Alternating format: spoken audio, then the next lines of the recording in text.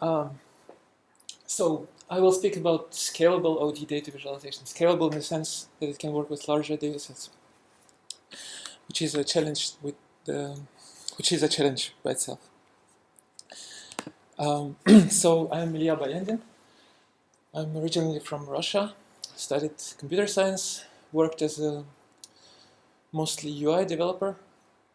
Then in one project I had to do something with data visualization, and I fell in love with it. And I decided to study more about it, and I found a position in data visualization at the University of Fribourg in the French part of Switzerland, French-speaking part of Switzerland. And there I spent 4 years doing my PhD, and I had to deal with origin-destination data, and I published quite a number of projects related to it. Some of them were research projects, some of them were for newspapers, data journalism projects. I published a few open source tools for visualization, flow visualization, which is why probably I was invited to speak here.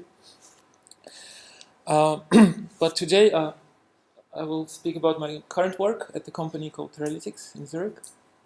And at this company we are working with data on movement of people in cities and countries, mostly for transportation services to optimize how they work, analyze travel demand and things like that.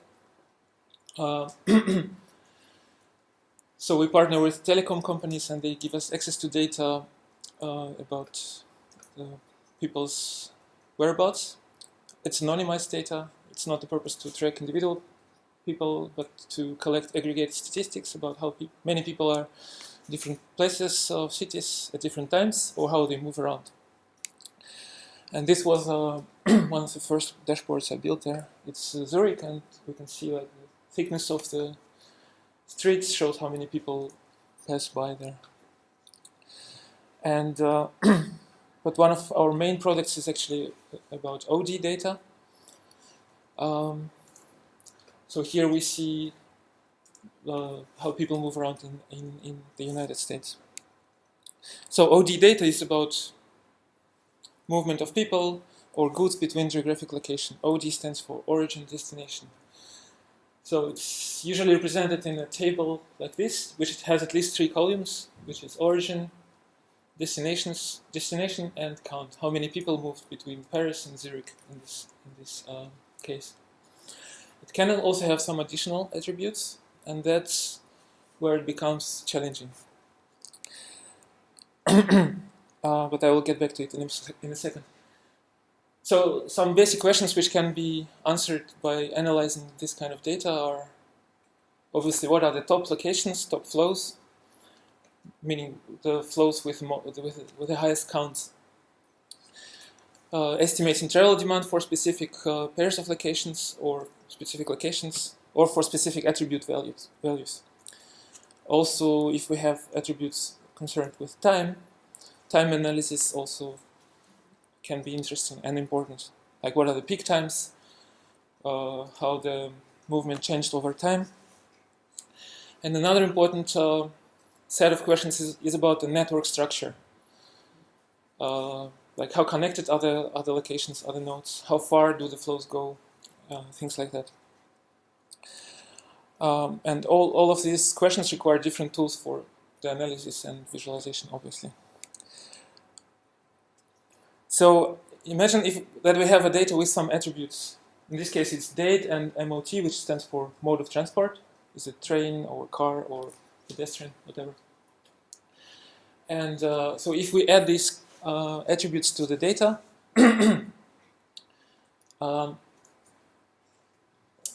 so then we need to repeat, like every origin and destination has to be repeated multiple times for every combination of the attributes.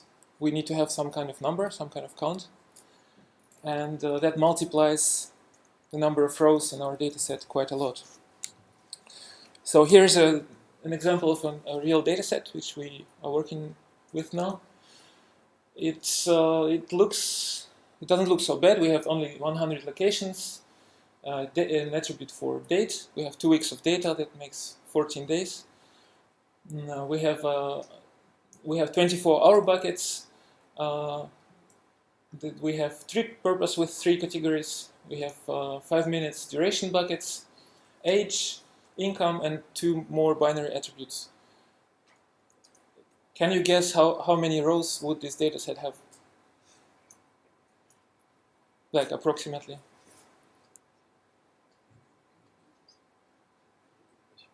Give some number. 8. How many? 8. 8 rows. Rows. 105.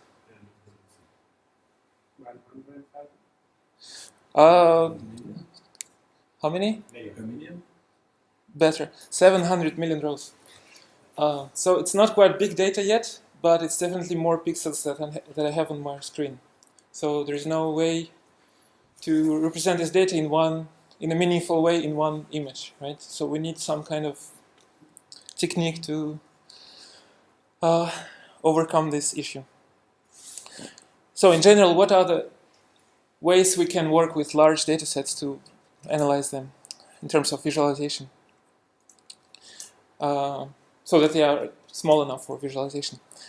We can reduce them in some way. Basically, we can filter. We can try to extract interesting features.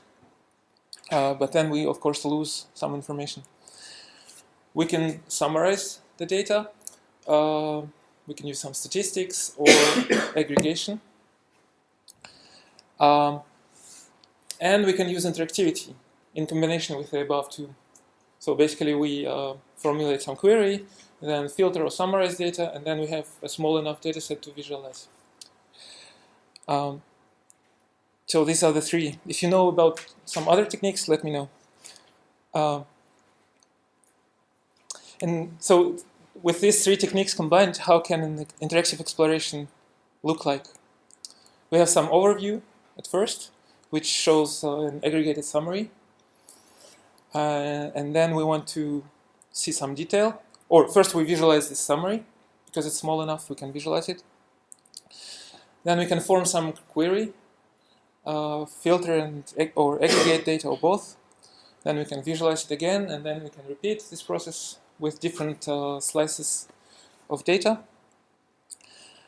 Or we can go back to the aggregated summary and then repeat this process in loops until we find answers to the important questions we have.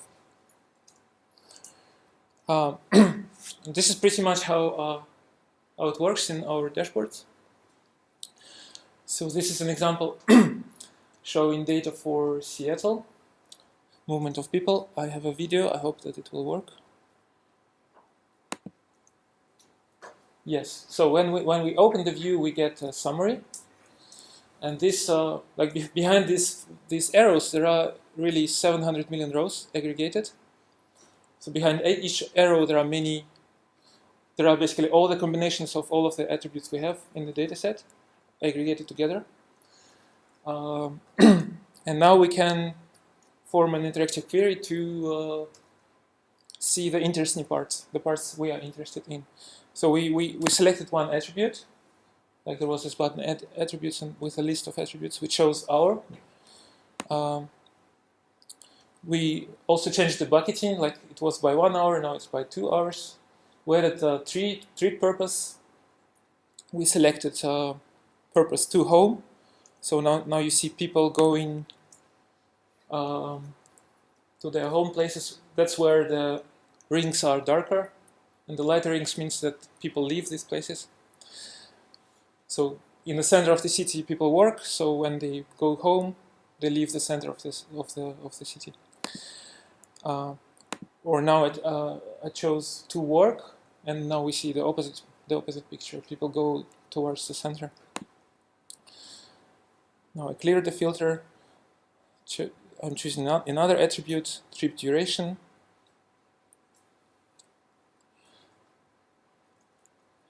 So every time I'm choosing filters, I'm sending many queries to the application, and it will filter and re-aggregate the data, and we'll see a new flow map visualization. So it's like in this loop of exploration. So in the dashboard, we use a flow map to represent OD data because it's intuitive, it's geographic, and it shows the network structure. But it has some issues also. Like when we need to draw many lines, there is some overplotting. And another issue is the length prominence bias. The longer the arrows are, the more pixels they take to render, the more prominent they are on the screen, although they may not be that important at all. Because usually, oftentimes, shorter trips are the larger ones and the more interesting ones.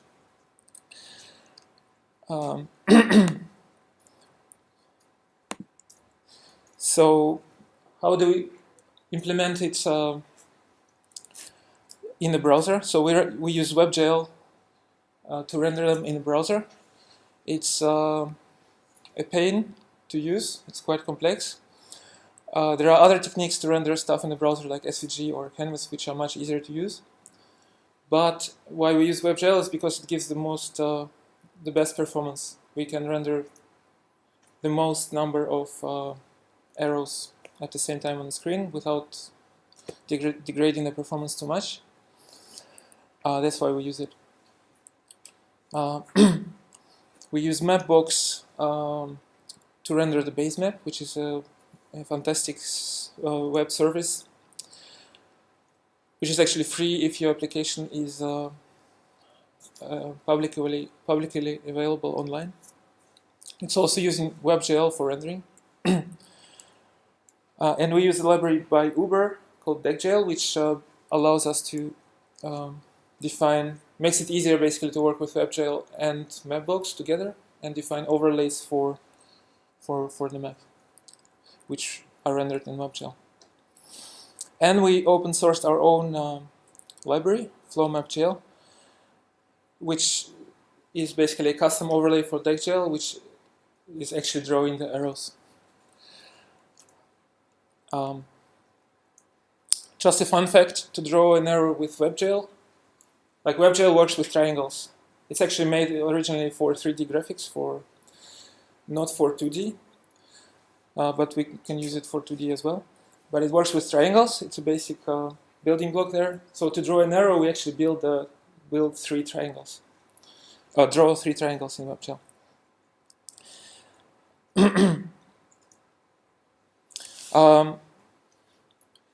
Yes, blending with the base map is also important. How to do it properly. You're familiar with the work of Charles Minard, I guess. He usually distorted the maps he made very famous flow maps back in the 19th century, and he basically made this technique popular.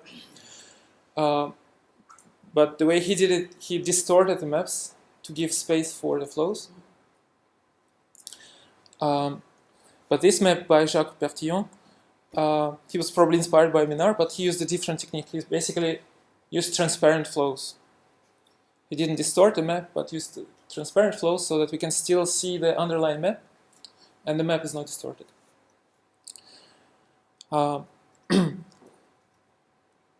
And we use a similar technique. Basically, we use a CSS property, which is done by the browser, supported by the browser, provided by the browsers, which is called mixed blend type. And it blends the layers so that we can still see the underlying map. No matter how many arrows we have overlapping, we will still see like some we will still see what is painted on the base map. Like here we see the labels, the names of the locations and the borders. And like it's much better than transparency, because with transparency, it will add up. If you have many overlapping arrows, at some point you won't see anymore what is behind. With blending, it's not the case if you choose the right blending mode.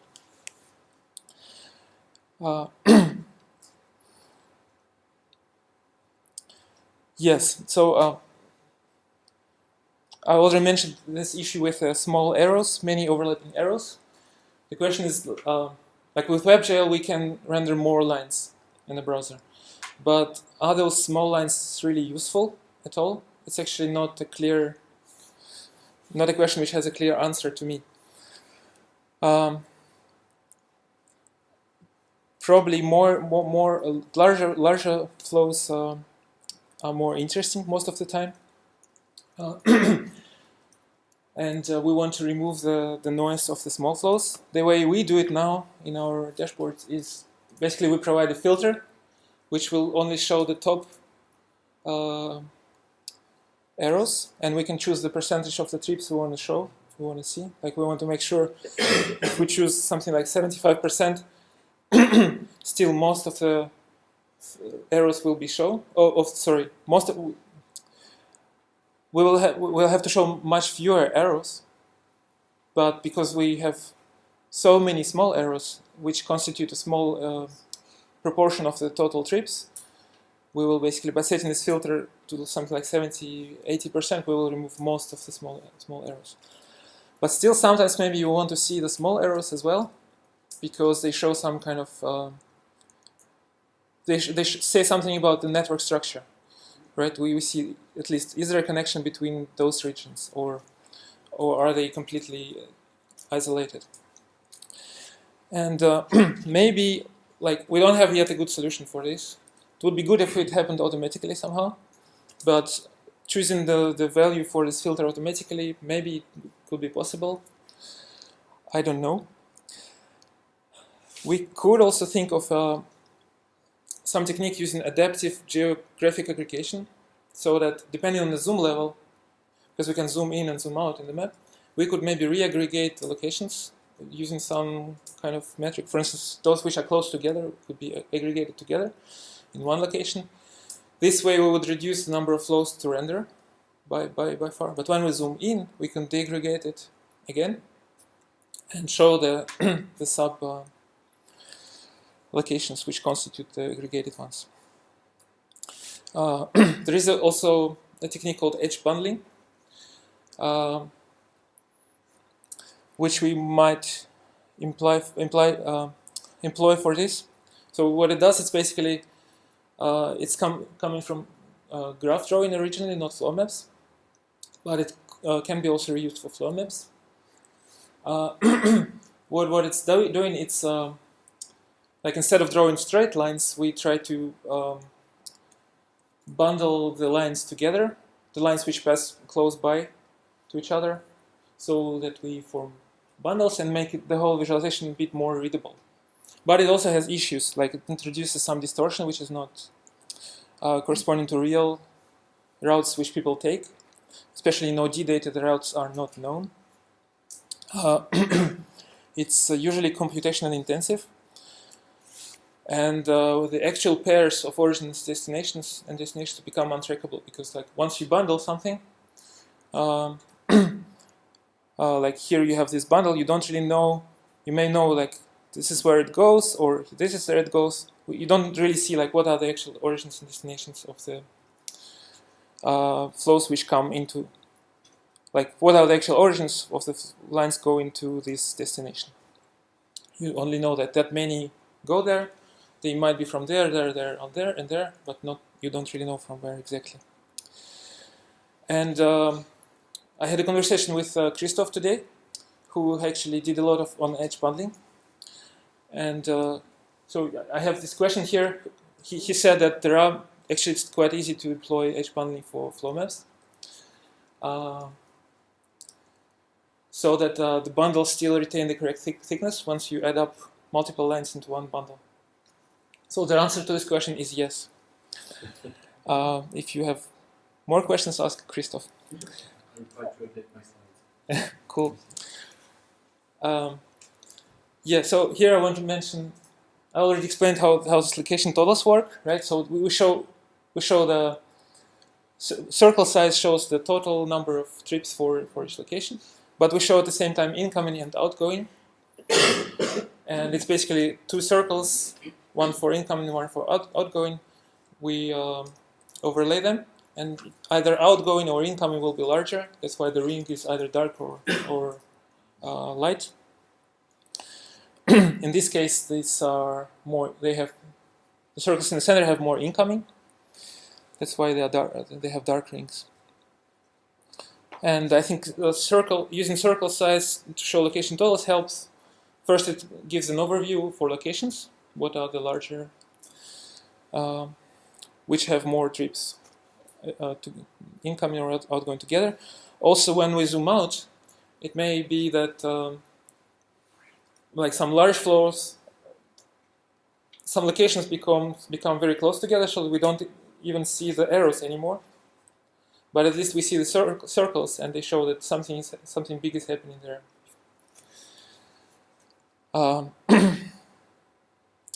Yeah, and this is an animation with which we show basically the morning and the evening peaks in Singapore with the location totals. You see that this is the morning peak, everybody goes to downtown to work.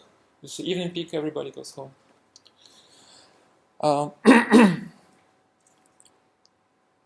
Yes, internal trips is also an interesting topic. So these are the trips for which the origins and destinations are the same. They have many different names. In the graph theory, they call them self-loops. We call them within trips. Somebody calls them in-boundary trips. You probably use a French name. Yes, but the way we deal with them is we just add them to the location totals. When we hover over location, we show them separately. So we have incoming, outgoing, and internal trips separately. Oops, sorry. And in the UI, there is a control which basically says, do I want to include them at all or not in the whole data set? Because sometimes they are of interest and sometimes they are not of interest. Maybe there are better, so way, like some representation, people draw arrows like going from this location to the same location. We don't do that.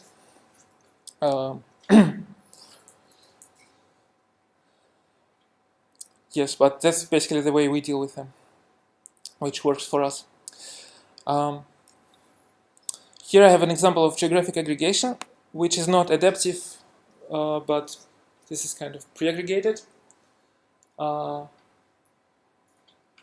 So here we have data pre-aggregated on two aggregation levels, and we have to explicitly say in the UI, now I want to drill down into this location, look inside, we call it, look inside this location, then it's expanded and we see the smaller subdivision into locations and the flows between them. But in the future, maybe we'll implement it so that it's happening on the fly, depending on the zoom level. That's something I'd really like to work on. We also support difference modes because comparison is a very important task. And here, so basically we compare two moments in time, and we use two colors to show the flows and the totals, location totals as well. And this shows data for Florida when there was a hurricane. So basically we're comparing two dates, before the hurricane and after a hurricane. And we can see that in the cities, the number of movements decreased a lot during the hurricane. But there was an increase in movements out of Florida when people were trying to escape. So this is quite interesting. And this kind of visualization helps to see the differences. Some interesting observation about oftentimes, or maybe most of the times, largest flows go to the neighboring locations, right? Like here. But actually, what we observed is that it highly depends on the mode of transport, which is kind of obvious, right? People taking trains usually go farther than people walking. But it has an impact on the flow map visualization because it actually works much better if we have tightly connected regions, because then we have less overlap, right? Like here, it's Sacramento, and you see a very nice structure with lots of connections between the neighbors. But if we look at something like airplane flights in the US, you even see that the largest flows go very far from New York to Los Angeles. And this is when flow map becomes less useful, right? Because we have lots of overlap. But we can still filter by distance, right? And see different slices of this data. And then we will have less overlap. So, yeah, we also looked into alternative representations.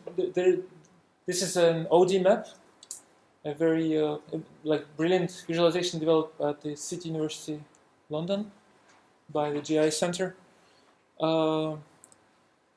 At the GI Center by Joe Wood, Jason Dykes, and Aidan Slingsby. It's kind of a mix between a more abstract visualization and the geographic one. But its advantage is that we don't need to draw lines for the flows. What we do instead is that first we need to gridify our geographic area. So we need to create a grid. And this is a grid which somewhat corresponds to the actual locations, which is close to the actual locations of the zones in Singapore. And this visualization is actually kind of recursive. So every cell of, like this represents the whole area, but every small cell also represents the whole area. But for a given cell, like this is a particular location, we see the whole small map, and these are like the flows from this location to all the other locations across the whole map.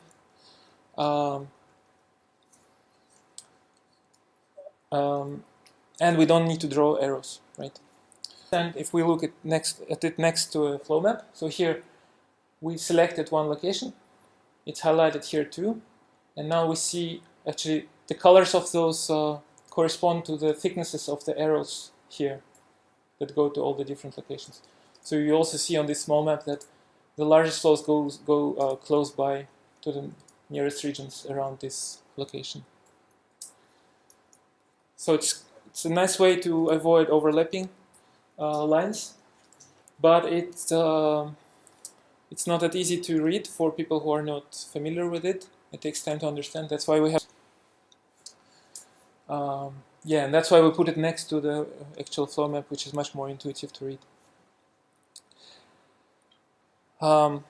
Okay, so I promised also to say more about how we make this interactive querying work technically. So for this dashboard I showed you, we need to and in the first version we really wanted to make it as responsive as possible, and we used an in-browser kind of micro-database technique to make the querying very fast. We used a library called Crossfilter, developed by Mike Bostock, the author of the D3. And it offers some data indexing in the browser, so we don't need to send queries over the network when we want to form a new query. It all happens in the browser. But of course, we are limited in how much data we can load into the browser. And it also takes longer to load the dashboard at first, because we load the whole data set first, index it, and then we can perform queries faster. So with this approach, we can implement something like brushing, which works really, really nicely in the browser. So here this is the same animation I showed you before with the morning peak and evening peak in Singapore. But this filtering all happens in the browser. That's the advantage. But it's only fast enough for not more than 500k rows. That's why for a while we were using this technique and it was okay, but then the We needed to be able to work with larger and larger datasets and be more flexible about that. That's why we, in the next version, we looked into a technique which allowed to work with larger datasets. And we evaluated a number of solutions. And we found a database called ClickHouse. It's not very well known, although it would definitely deserve more attention. It's a columnar database. It supports SQL, which many people know, and so you don't need much of programming to be able to work with that. It's very fast and scalable. That means if you have larger datasets, you can have more computing power, and your queries will be answered faster. It's also free and open source, which is really nice, so anybody can use it for free. There are other technologies we looked at. There is Google BigQuery, which is also a columnar database, but it has a disadvantage, or it could be an advantage too. It's only hosted. You cannot install it on your computer. You have to upload data to Google, and then you can send SQL queries, which will be responded to very quickly. But we deal with sensitive data which we cannot upload to Google, so it wasn't an option for us. Another technology is MapD, which is also a very fast database, but it uses GPU to respond to queries, not the CPUs, the normal processors of the computers, but the graphic processing units. And in our clusters, we just don't have them on the machines, which we have there. There are hosted solutions, but they are very expensive. Hosted solutions with GPU, like to be able to use MapD, it just would be way too expensive. With ClickHouse, we can just use commodity software without the GPUs and install it for free there. So in ClickHouse, we store this data just in the same way as I showed here. Just one huge denormalized table. We don't have star schema. ClickHouse is not good with joins, but it's really good with queries aggregating large tables. And tables can be very large. So we have everything in one huge table with all of the attributes. And why it works faster than the traditional row-oriented databases, especially for the queries we need to send. It's because the data, like it's columnar, the data is stored on disk in columns, column by column, not row by row as in traditional databases. So if in your query you have, you only query for specific columns, not all of them, then only those columns will be read. And reading from disk is actually the main bottleneck of the database systems. That's why you want to reduce it as much as possible.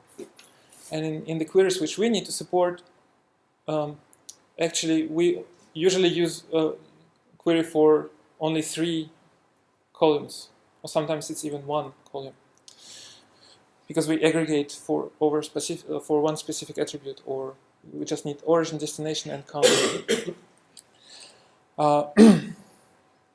Yeah, so in a row-oriented approach, even if you only need those 3 columns, you need to read all the rows from disk, which takes longer. So yeah, as I said, it's a great fit for the queries, the types of queries we need to support. And the architecture of the whole system looks like this. So we have the browser, which sends queries to the application backend, which then forms queries to ClickHouse. There is some kind of load balancer who actually splits the work between all of them, all of the nodes. So we have multiple computers performing the same query. And if we want to perform some queries faster, we can add more computers, and the queries will be, most of the queries, most of the time will be faster. This is why it's scalable.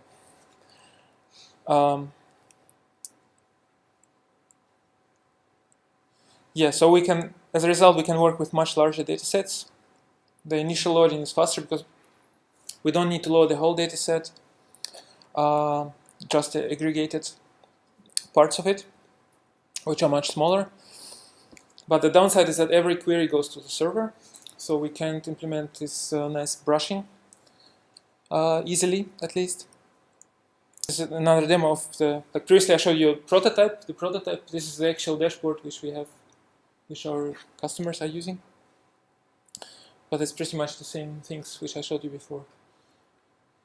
Like when I was moving this, maybe you noticed, while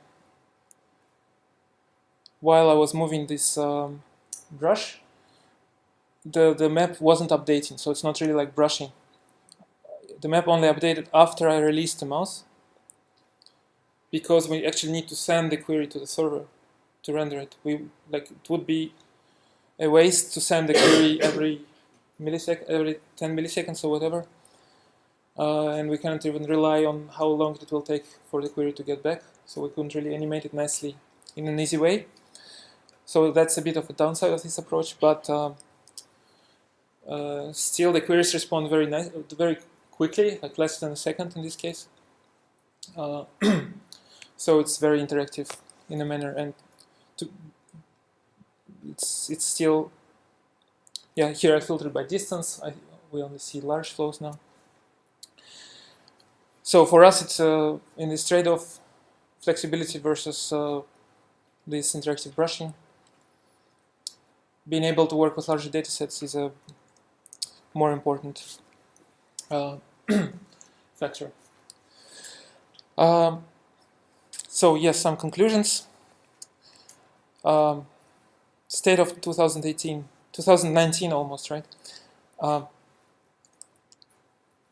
We have really great tools for implementing flow maps and scalable flow maps. We have WebGL, which most of the computers now support, even cell phones.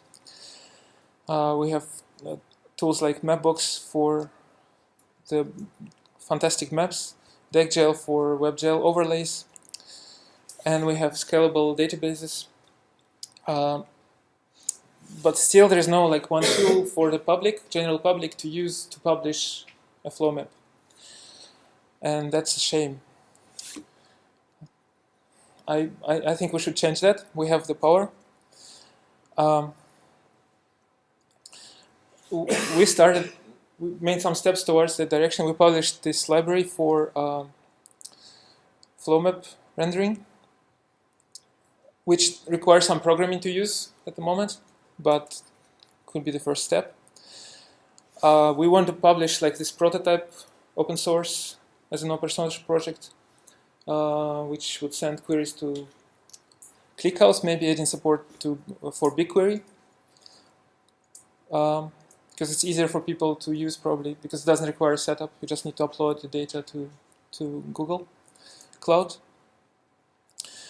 But what I think could be built is like is at least two things. Who's familiar with Kepler-GL? I think Oliver will actually be speaking about it later today. I saw in your abstract, right? So it's basically a tool where you can drag and drop some CSV or GeoJSON data and visualize it on a map with WebGL, and it's really nice. And analyze it in the browser. It's not going to be uploaded to a server. It's all happening in the browser on your local machine.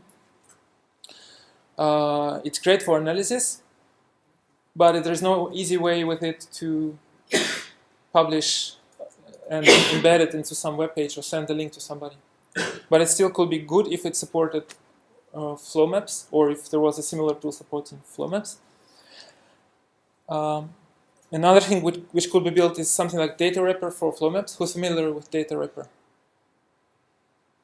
Okay, so data wrapper is a tool mostly built for journalists, with which they can upload some data to some CSV to a web server and visualize it in different ways. Supports many visualizations, but not flow maps at the moment. Then you can basically publish your visualization, embed it into a website or an article or a blog post, whatever. And it has some very good defaults, so that it is helping you to produce a nice and correct graphic. So I think we could build at least one of the tools, and there is a need for them. I know at least, like, I published a few open source flow map visualization tools, which are not doing that yet, but still many people contacted me. I know that there is a need for that in the general public. That's it. If you have any questions, I'm happy to answer.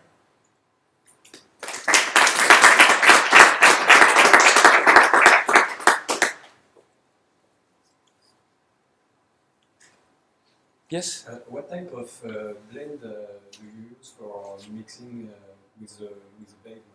Which blend mode? Multiply, I think. Multiply for the light background and screen for the dark background.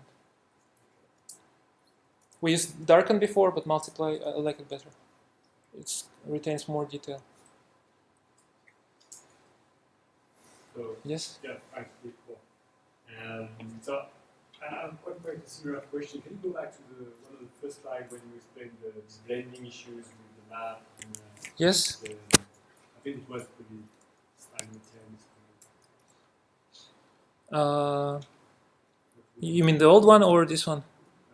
Or yeah, that one. Or this one? No, the previous one. The previous one, okay. Yeah, that one. Sure. So I'm not really familiar enough with CSS properties with this mixed blending. So first, if you can explain that to me in more details, what's the difference with this type of blending and the OpenGL one? Probably no. Like, I mean, in OpenGL you have the total freedom how you blend it, right? But you have to implement it. You have to write some code. With CSS, you just you have a container, like a div element in the DOM, and you just set a CSS property on it, mix blend mode, that and that, and it will blend the layers, because the flow map overlay is actually a separate WebGL context. It's a separate element in the DOM, and what CSS does, it blends different elements together, right? Okay. So if flow map was a part of the mapbox canvas, was drawn by mapbox, then it wouldn't work. But since it's two different elements, which are rendered like by the browser first independently, but then mixed together, we can use the CSS property, and we don't. And this CSS property is just simple blending. Yeah, they have like maybe 15. Yeah, they have like maybe 15 different types of blending you could choose from, but they are like you just choose one of them and you don't write any code. So it's a mix of layers that on top of each other, each layer is transferred. Exactly, yeah. Then I have a very simple question, which is, what if you add the outline of the borders on top of everyone, so that you won't have any more of this blending issue? So I mean, so you draw everything like so your flow maps, your cities, your dots, and on top of that, you just draw the outlines and the labels on top of everything. Outlines of the map? Yes. It would work, of course, yeah, sure. But then you would need to go down into the mapbox drawing, right? Because that's something we don't have much control over. It's just, yeah, it's not that easy, but of course, drawing the map above. Yeah, should be the solution to address this. Like you draw some parts of the map behind, some important parts like labels or borders above. This would work too. And but there's it's also the last issue regarding the ordering of the thing that you're doing. Yes, ordering of blending. So do you take that into account? Ordering of what? Of the, I mean, in your case, everything has the same color, which is nice. It's the same color, and it's actually not true. Ah, okay. There is some gradient in the arrow colors. So yeah. everything is blue. Let's put that in this way. But if you have something red, blue, yellow, whatever, then you have to be careful about the ordering.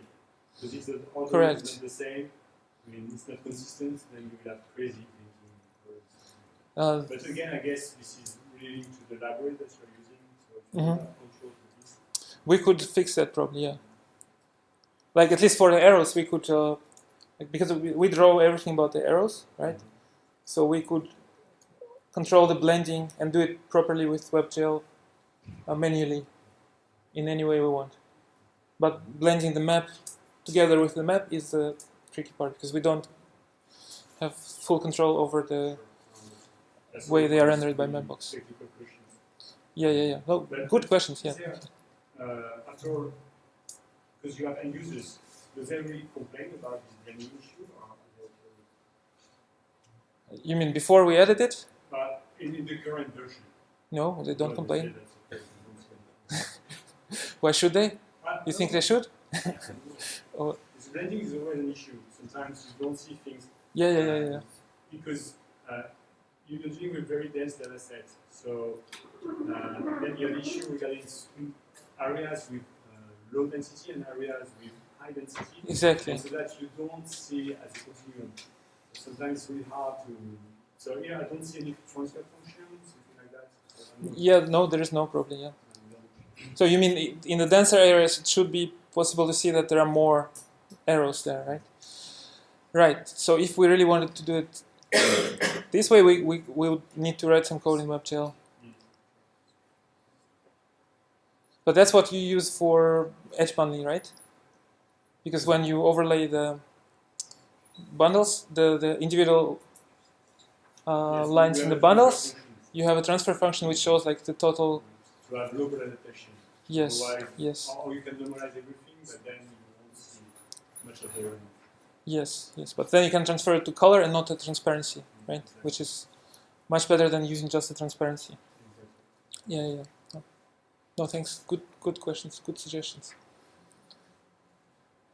Yes.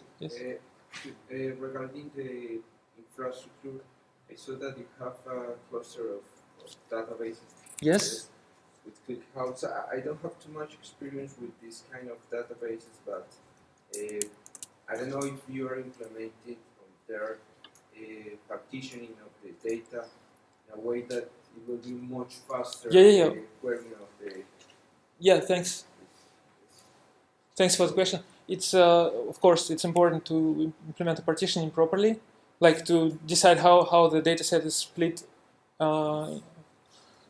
and stored by the different nodes for the efficient indexing. With ClickHouse, it's quite easy. Actually, you just have to specify like the order of in the primary key, the order of the columns which you add to the primary key. Basically, is the key for the partitioning. And another question that I have about ClickHouse, if it supports spatial information, as for instance MongoDB or that kind of database. It has a few functions for geographic, working with geographic data, like the distance between points, and some kind of geographic aggregation. But not many. So it's not like PostGIS. But we are actually not using them yet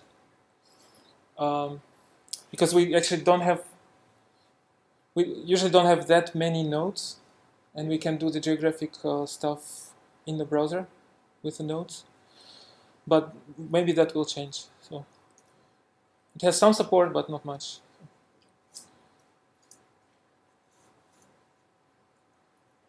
Yes? So when you use ClickScreen, the main bottleneck is the network, I think.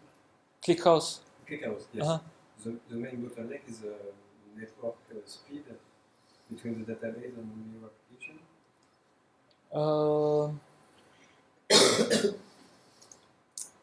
I wouldn't say so, because we don't set that much data over the network. Like since all the queries, in most cases, all the queries are aggregating data, right? And the results are usually small. We need to draw this bar chart with 16 elements. The largest query is the flow map. Yes. We have few thousands, maybe, of results, but still it's not huge. And we compress everything, of course. I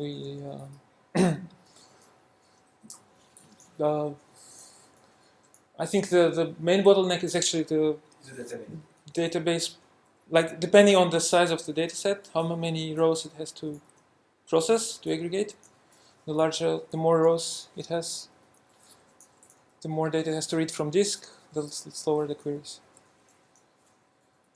But sending them over the network is, because we don't have that large results, is negligible.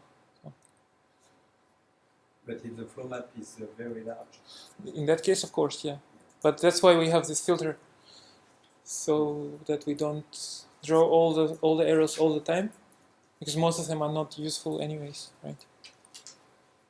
But if you set it to 100%, it's maybe taking 4 seconds instead of 2 seconds, which is not too bad either. So, depending on the dataset size. So.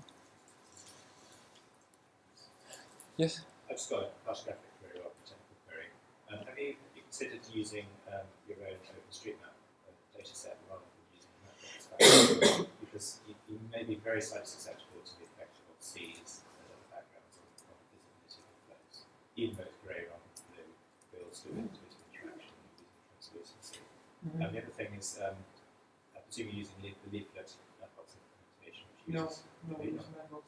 Is Mapbox well, actually, we use Mapbox library, okay, yeah. but it's like we are using WebGL, which uses Mapbox library, so we use it indirectly, but not leaflet. Does it use the web application projection, or are you using your own projection? So just to make sense, if you're I visualizing think it uses the web United pages. States, then you'll get the familiar distortion going to Alaska, which may introduce a slight geographic bias into it, although probably for most of your data sets very focused on a single country, such as Germany. Yeah, we don't have plans. Yeah, I mean, no, we use a web, Mapbox. I think it uses WebMarketer. It has some distortion, obviously, but so far it hasn't been a problem for us. We have considered using our own OpenStreetMap server, but we estimated the effort needed to implement it on our side, and we at the moment we use Mapbox because of the effort it would take. So yes. Talk about network and network that are connecting cities, but I saw also in some examples that you have an intermediary layer like boundary, and you are using in this case. Like what? Sorry. Boundaries? Administrative boundaries. Administrative boundaries. Yes. Uh-huh. I would always. Which example was it? In the beginning, or? It's when you are instead of city, but it's on your website. In fact, I don't know if you have it in.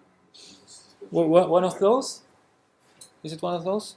No. Yes. I have the last one in the middle.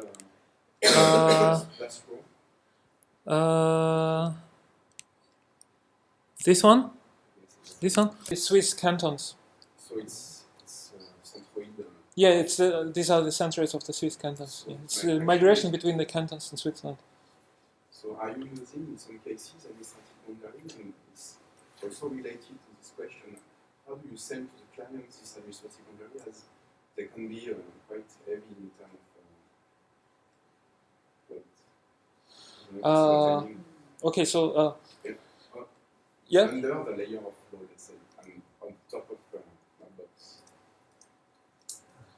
Yes. So oftentimes the clients give us the boundaries, the shapefiles they are interested in, which we need to calculate data for. So that's a given. In order to make them smaller and easier to download, we use simplification. So there's a great library, again by Mike Bostock, called TopoJSON, which is a better way to store GeoJSON data, because it stores arcs instead of the whole shapes. The arcs, like if there are two shapes which have which are adjacent, they share at least one arc, and TopoJSON stores this only once. And it also, in the process, it can also simplify it so that there are no holes between the two. And it can like reduce the size of your shapefile, of the file with your shapes by factor of 10 or even more without reducing the precision or visibly. So that's what we use. Did it answer your question? Yes, yes. Okay. Do you compress the topo.json like with gzip? Yeah, we use gzip for everything, for all the requests. That's enabled by default on our service. But topo.json is already kind of compressed compared to GeoJSON. So yeah, we try to minimize the amount of data sent to the client, obviously. I also have another question. Since the flow map is canvas, WebGL. yeah, the WebGL result is drawn on the canvas element. Yeah, there is a canvas element in the DOM. Yes. Can you hover the feature? Yes, we can hover. Actually, that's a good question. It's not easy to implement in WebGL, but we are using DeckGL, which has support for that. Okay. It's using an invisible buffer and color-based picking. So it renders some invisible colors, and from the color which you are hovering over, it reconstructs the ID of the element you are hovering over. So, Okay. but that's like not something we had to implement. Fortunately, DeckGL provides that. Yeah. But obviously, if you use SVG, it's much easier because in SVG, all the browsers support that. In WebGL, you have to implement it somehow or use another library. Yeah, I think, yeah. Thank you again, and I hope it was interesting for you. Yeah.